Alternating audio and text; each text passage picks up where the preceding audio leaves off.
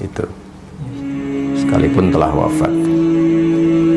Bahkan banyak kisah di dalam Al-Quran, dari perbedaan keyakinan pun sosok-sosok Nabi terekam dalam sejarah. Untuk keluarga terdekat itu, sosok-sosok orang soleh masih mendoakannya ya. Kita tidak tahu hikmah apa yang ditetapkan oleh Allah dalam kehidupan kita, karena itu sesuatu yang kita akan dapatkan di masa depan.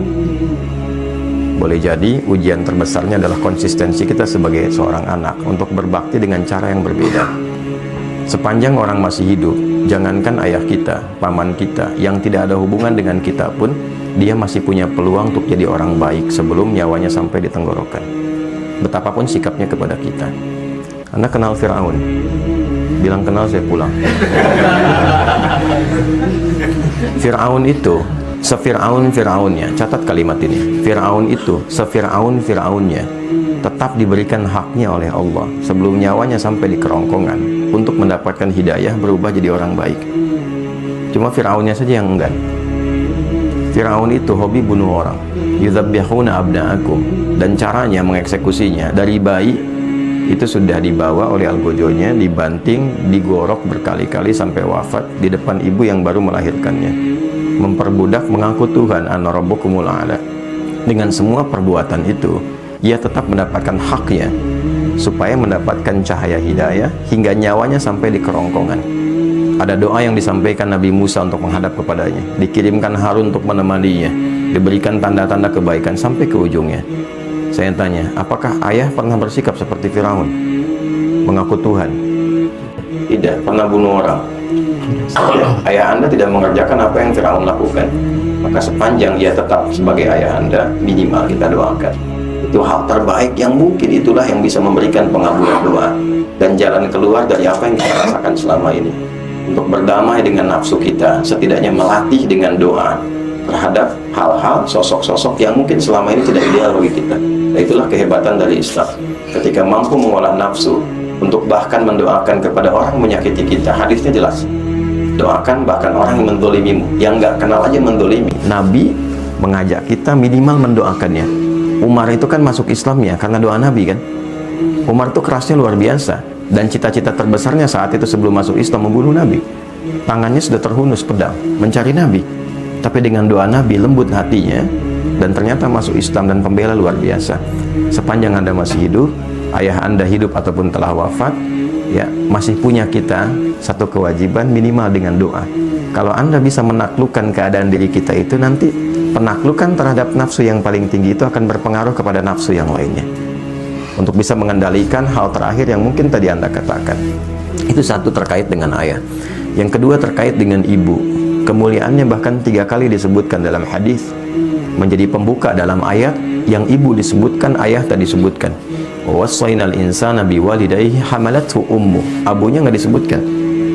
Aku wasiatkan pada anak untuk meningkatkan baktimu kepada ibumu, kepada kedua orang tuamu, khususnya ibu yang telah mengandungmu, telah menyapihmu, memberikan ASI sampai menyapih merawatmu. Maksud saya apa? Kecintaan Anda kepada ibu untuk berangkat bekerja, jangan menghilangkan niat baktimu kepada ibundamu. Paham ya maksudnya? Oke. Kalau paham maksudnya begini, berangkat itu bukan sekedar cari uang untuk ibu, karena hakikatnya orang tua itu tidak bahagia dengan pemberian uang.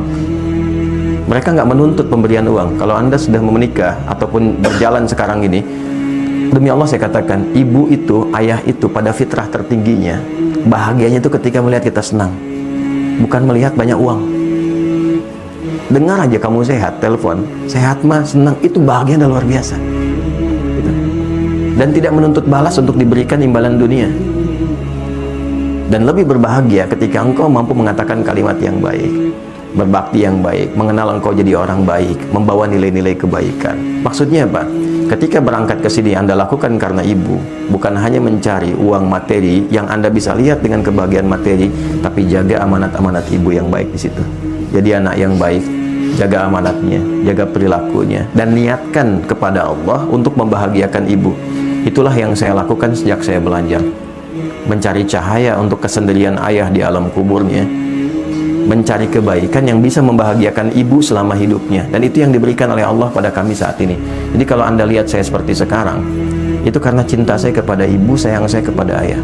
Saya bisa menghafal Quran itu, memegang mushaf yang ditinggalkan ayah, menghadap ke kiblat dan berdoa, ya Allah, saya nggak bisa berbuat baik dalam kehidupan ayah yang hadir di samping saya, karena dia telah tiada. Berikan saya kesempatan menerangi cahaya di alam kubur dari setiap huruf Al-Quran yang saya bacakan ini. Sampai sekarang saya jaga. Ya Allah, mohon berikan kesempatan membahagiakan ibu dari niat saya belajar yang menghasilkan sesuatu untuk menggembirakan ibunda saya. Jadi saya belajar itu karena ibu, karena ayah.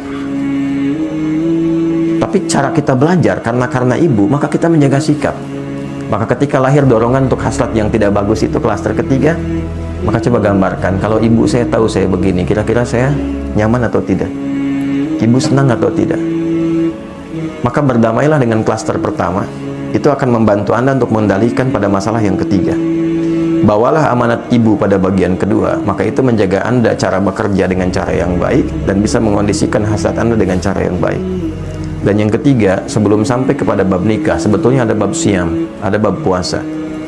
Ya, ya ma'syarasy syabab, man istata'a minkumul ba'ata falyatazawwaj, fa in lam yastati' fa 'alaihi bis-siyam. Duhai para pemuda, para pemudi, jika tiba muncul puncak hasratmu secara biologis yang tidak mudah mengendalikannya, Nabi sudah antisipasi itu 15 abad lalu.